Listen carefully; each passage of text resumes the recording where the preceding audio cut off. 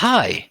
So recently, in relation to the war in Ukraine, you've probably heard about Sweden and NATO, and also about, let's say, Finland and NATO, maybe even about Austria, because these are the three member states of the European Union, but that are not part of NATO, the military alliance.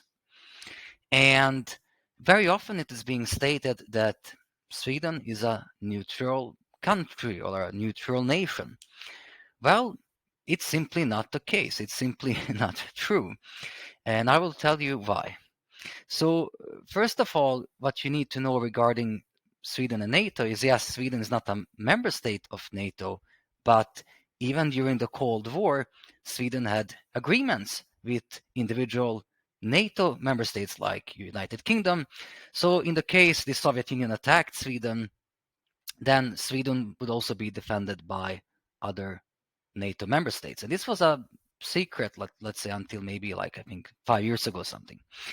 Another thing you need to know is that Sweden is not neutral, but Sweden is what's called alliansfritt in Swedish, meaning alliance-free. So it's not a member of any military alliance as NATO, but it's still not neutral, and neither is Finland nor Austria.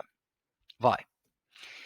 Because in 1994, there were referendums in Sweden, Finland, and Austria about joining the European Union. And these referendums were, let's say, those who wanted Sweden to join the Union, they won the referendum. And in 1995, Sweden, Finland, and Austria joined the European Union. So it means that from 1995, this neutrality status ended, simply because the EU is much more than a trade bloc, as you would read, let's say, in American media like New York Times. And the EU is actually, how to say, more of a political union today, despite not having, let's say, one president, or not having one single government, or even not having one military. So, being a member state of the European Union means, among other things, that Sweden is part of European Union in a territorial sense. If you now speak about administration, if you now speak about supranational European governance, laws, citizenship, democracy, etc. And as you can see on this slide, Swedish soldiers, or let's say members of the Swedish armed forces, they do also participate on missions that are under supervision and command at the EU level.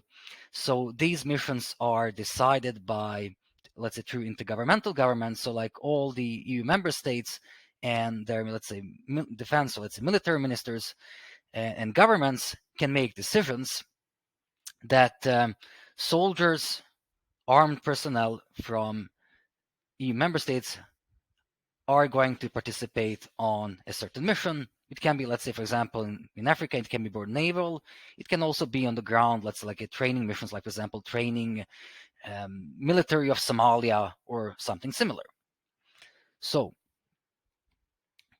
and also now if we speak about European constitutionalism, so as I mentioned earlier, this case of neutrality basically ended in 1995 because an attack on a European member state also means an attack on the whole union.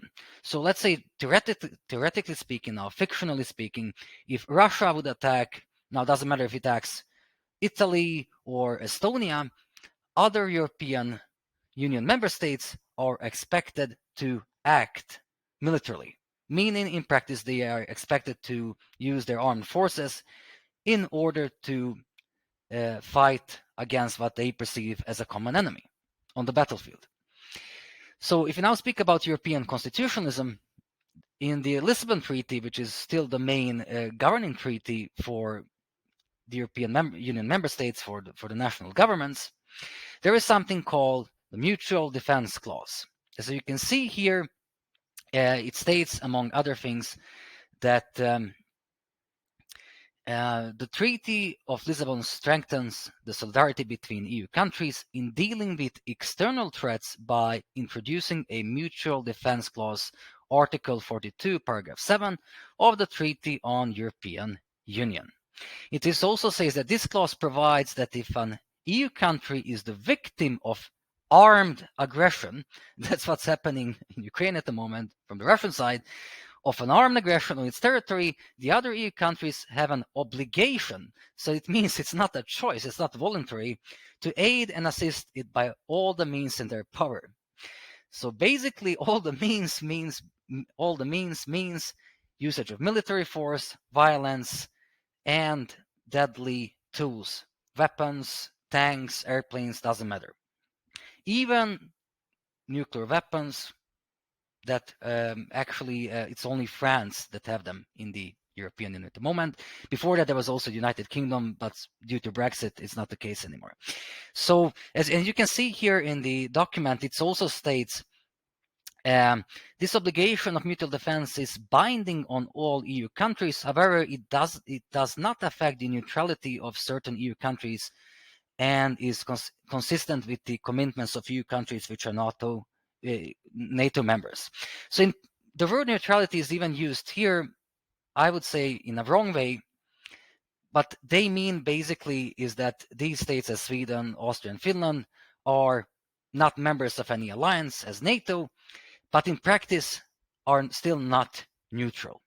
So this is why we have to understand, when I say we, like in, let's say, global audience, citizens in general, that what's happening now in Ukraine is also about the future of Europe, or let's say the future of the European Union, because most of Ukrainians support the idea that Ukraine should be a European member state, that it should be part of the European Union, same governance, same legislation, citizenship, democracy, and so on.